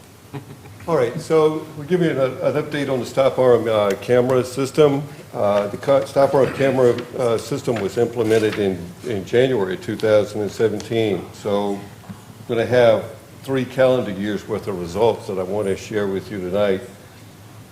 During that period of time, we've had over 5,000 citations written, over 3,700 citations paid, and on average, we still have 11 violations per day on our fleet. And over, on a per bus basis, over the entire year, we'll have 34 buses passed every year. When I say buses passed, the bus is stopped with the lights flashing, the stop arm out, and children are loading or unloading off the school bus. So these are very dangerous situations for our children to be in when each one of these passes on a school bus. So if it's just look at the data, you can see that in 2017, we had a total of a little over 1,800 citations. That was our first year. And you can see a month by month amount of citations that we issued. In 2018, we felt good about our progress and thought, well, things were getting better. We want, the whole concept behind this was that our citations were going to go down. We were making this implementation of this program was going to lower the amount of incidences of people passing our school bus. But, you know, in 2019, if you compare the data from 2019 to 2018, you can show that we still have a long way to go. I mean, the citations are going up, almost 76%, the difference between one year and the next. And we continue to struggle with our citizenry passing school buses that are stopped loading and unloading children. So we continue to have almost 60% of all of our citations are written in these 4 areas. Most of them on the Centerville Road, Route 28, Center Street, all of those top 3 are that same road that runs right down through Manassas, out to Prince William County. So that's the major corridor where the majority of people come through every morning going toward to work. I would say primarily in Northern Virginia, not in Manassas. And we have the 8600 block of Liberia Avenue. So we have noted all of these areas that we continue to have problems with, and we have put signs out to notify people to please stop at school buses. And we've had various efforts in having campaigns that were sent out to our staff, our students, through our students to our parents about how important it is for them to stop at school buses.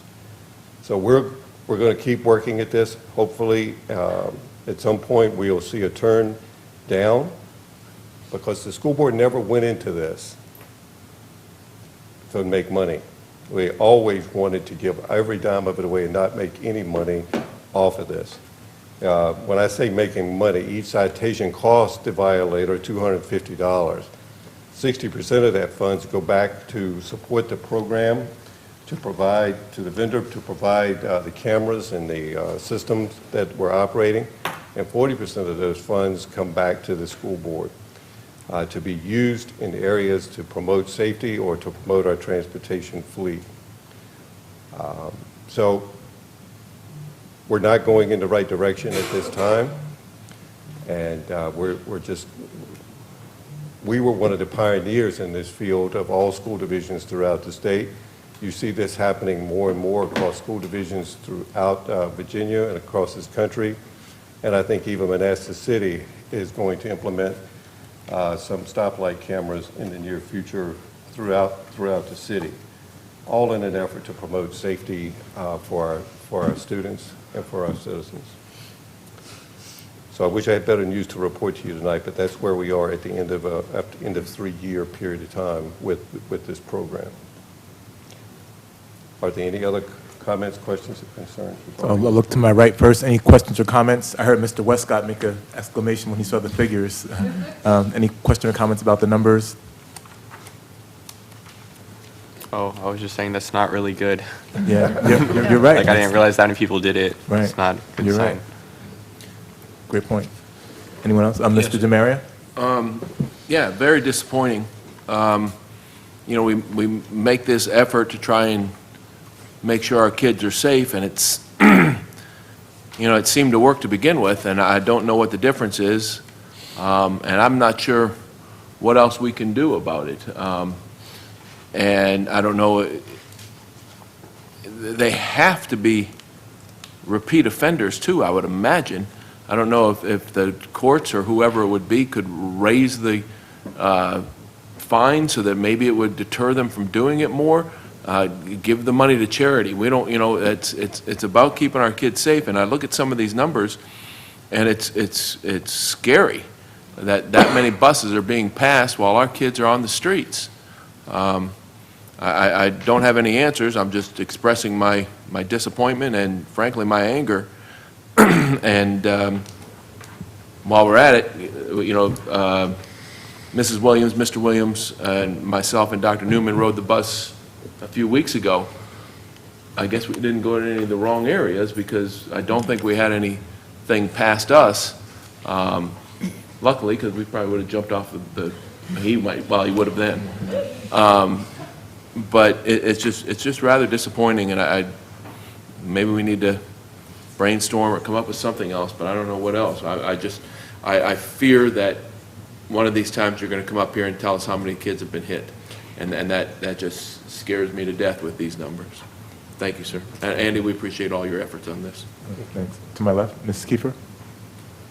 Yeah, no, I too am a little bit somber about looking at this, and I think it's actually a somewhat of an outrage for us. I think we talk a lot about keeping our kids safe in the schools, and I think we need to focus, not we, the division, but we as a country need to focus on them outside of the schools and just getting to school.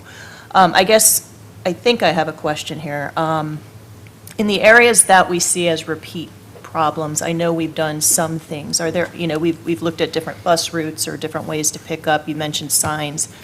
I think this is a bigger issue. It's not just the kids, they're citizens that are crossing those streets too, and they're busy intersections. Has there been any additional discussion about other ways to mitigate this issue? I guess the second question that's a follow-on is, as I understood it, or as I recall it, which is never always a safe thing to go on, is when we first talked about this and decided to do this as a board and as a division, there was an educational campaign. You mentioned it. Is that still run by the vendor that we're working with? I think or is that some us? of it's us through Mrs. Stratford's office. Okay. We do that. I mean, the vendor will create websites or things like that for data that we can use, but primarily the outreach, the push came from the school division, not so much from the vendor. That's good. And I think, like, giving the information to parents, like, we're probably the ones that are most concerned about our kids getting hit. It may be something that we partner with the city just in our utility bills or something, just to remind people of. I think one of the, you keep asking, I've heard this a couple of times, what can we do to remedy this situation? I think we're at the point now where we're going to have to look at changing the bus stops and moving them away from these areas. The data is not showing that it's going down. And we will start looking at areas, and maybe we can change these bus stops to other streets off of the main road. Maybe, I know one of the areas is sort of close right in front of the Catholic Church, or in some right there in front of the Harley Davidson place is one of the major areas that we have these concerns. Maybe there are other areas on side streets that we start picking up children on and stop picking them up on Centerville Road throughout that area. I think that's where we are right now. If we want this to go down, we're showing that the deterrents that we put in place are not working. And so it's incumbent on us now to do something different and to move the stops in another area, increase our times in getting to school, but it would be better for them to get there than to be in an accident. And I can't imagine the day when I would report to the school board how many children were hurt. So I think that's where we are right now. Well, I just wanted to echo what the board has said, Andy, between this and even the utility report, your leadership and the things you bring to this board to improve this division is very much appreciated to you and the staff. This is critical, and I appreciate that. You know, I want people to know personally how much you put behind all the thinking that's going behind and how angry you all get too with this, having to report this out. Because at the end, we keep the main thing, and I just want to commend you for being such a leader. Thank you. Yeah, Mr. Albrecht? How can we be anything but appalled and chagrined? We went into this hoping this would change behavior, because every day in this nation, a child is hit by a car illegally passing a school bus. I gotta think the pragmatic reality is, because you said our citizens, I think this is commuter traffic. And my question would be, since 75% of the citations are paid, we know where we invoiced a citation to. If we could pull the zip code on that, that would prove that point of my premise. Because at that point, Mrs. Radford can't engage in any kind of advertising campaign with the citizens. It's got to be bigger than that. This is a region-wide issue. Maybe we have a billboard, maybe one of those flashing yellow signs where the trouble spots are to say, pass a bus and we got you. I don't know. But to think that we are thinking about changing bus stops, sub-optimizing our routes, maybe having to buy another bus and another bus driver, and spending operational money because people won't obey the law, and that's money being taken out of students, is disconcerting also. So I don't have an answer other than to say I'm appalled, and what else can we do collaboratively to work together to find part of that solution? I think you think you might be on part of it, which is the risk to students is crossing the street. If we knew they were always exiting on the side and staying on the side where the school bus door is, but then again, you can't stop kids. It's so, sometimes they just see something and like that, dog that sees a rabbit, they gotta go chasing it, so. But we gotta keep working it. Ms. Stevens? One thing, when I looked at the months, we have large numbers of violations that occur during the winter months when we have fewer daylight hours. We have kids who are getting on and off the bus in the dark. We have kids getting on their buses at 6:35 in the morning in the pitch dark. And it's really only been by the grace of God that none of them have been hit. And that goes back to funding. We have kids getting on the bus at 6:30 in the morning, getting off at the bus at 4:30 in the afternoon because we don't have the funding to reduce the number of bus routes we run. The bus tiers. The bus tiers. And so it seems to me that it's an accident waiting to happen. It's true. And that's the reason why I said we need to face the data. I understand about having public campaigns and putting up signs and everything. We've done all of those things. That's not had the desired effect. I also understand the issues that may arise from moving the bus stops, but I think that we have 3 years worth of data here. The data is getting worse. We're going to have to do something, and I think the best thing to do right now is to look at moving those bus stops off of the main road out of harm's way. That's what we need to do at this point. Ms. Williams, do you have anything? No, I just concur with Mr. Albrecht. I think a lot of this is commuter traffic. It's probably much more so than what we think. But, yeah. All right, thanks, and I'll be brief. Thank you again for bringing this to our attention. I mean, too many times we don't address a problem until it's a big problem, until someone gets hit. So I'm glad we're doing this. I was just sitting here thinking of ways, and it's like, what would kids do? Do a TikTok, I don't know. Do something to get them to pay attention. That may work.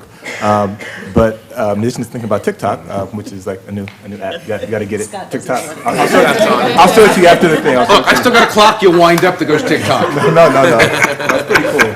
But besides TikTok, something I thought of maybe work with some of the media in the area, Channel 257, ABC, Fox, whatever, to have a campaign where they talk about all schools in the area, because it's something that affects all the school systems in our area, not just us, maybe, and its commuters, not just our citizens, maybe something like that that's overarching would reach folks, I don't know. But we have to do something, but I'm glad you're on it, because we're trying to address this problem, because it is a serious issue. So thank you for bringing this to our attention, and hopefully we can figure something out. All right, next up, one more item, action agenda, finance and operations, revised FY 2019-2020 student fees and charges. All right, so in the past, we used to have the one-to-one initiative for computers only at Osborne High School. Now, through the wonderful work of this board, through our IT department, we now have one-to-one computer student ratio with our technology K-12. And as a part of that, we, from time to time, have experienced devices that have been broken or damaged in some way by the students. So what we would like to do is to change our fee schedule. On the screen is the current one. Do we have the updated one, Alba? Do we have another? So what we would like to do is, under the prior schedule, well, we still have ePack device damage repair on that one. We can pull up the revised one. It would show that what we want to do is move it up from away from Osborne and to allow all of our other schools to be able to charge fees for broken or damaged devices. And we discussed this in great detail at our last budget work session with the school board.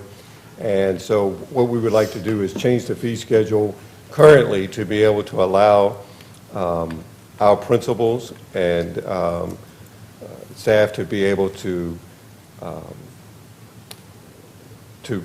gain or regain the cost, nothing more than the actual cost for damage to our devices if it's not accidental. So we would like to change the fee schedule for the 2019-2020 school year, and we will incorporate this in the next fee schedule that will be coming forward in May to the school board for all future years on the fee schedule. All right, thanks. May I have a motion? Sir, I move that the school board of the city of Manassas approve the revised 2019-2020 student fees and charges, building use fees, food service fees, and charges and fee waiver policy as presented. Second. Motion by Mr. Demaria, second by Mrs. Seberg, that the school board of the city of Manassas approve the revised 2019-2020 student fees and charges, building use fees, food service fees, and charges and fee waiver policy as presented. Is there any discussion? Yes, sir. I just want to reiterate what Mr. Hawkins said, that this is just an update to, the only change in this one is for the repair of the computers that have been purposely damaged. And that, again, this board discussed this at our budget meeting, so this is not the first time we've seen this. We've seen it, we've all agreed to it, and we're just trying to cover ourselves on this. Thank you, sir. Sure. Mr. Albright. Want to add to that and thank staff for identifying a slight omission in our fee schedule caused by the expansion of our one-to-one initiative. It's probably something we should have caught. It's just a typographical, clerical thing with how we characterized things. And what we're doing is putting this in execution in the current school year is the right thing to do. And then as the budget process continues, staff will look at it from a more systemic or holistic approach. My question, Mr. Hawkins, is we are taking the action tonight, the 25th of February. Does staff have an idea what day this will be effective and how we're going to communicate that to parents? But we'll make it effective, well, it'll essentially be effective immediately. And we will be sending out notices to all of our principals, and we will be talking to our principals about sending notices out to each of our parents so that we can get the word out as soon as possible. Most, if not all of our principals have a powerful network and being able to get in touch with all of our principals. Plus, Mrs. Rafford and our public relations team will be, I'm sure, will be putting this out first thing in the morning or as soon as possible. Thank you. Any other comments? No. Well, motion on the table from Mr. Demaria, second by Mrs. Seberg. All in favor? Aye. All opposed? Ayes have it, 7-0. The motion carries. And with that, Second? just having fun, you want to leave now? Is that a question? Motion by Demaria, second by Kiefer, that we adjourn. All in favor? Aye. All opposed? Ayes have it, 7-0. We are adjourned.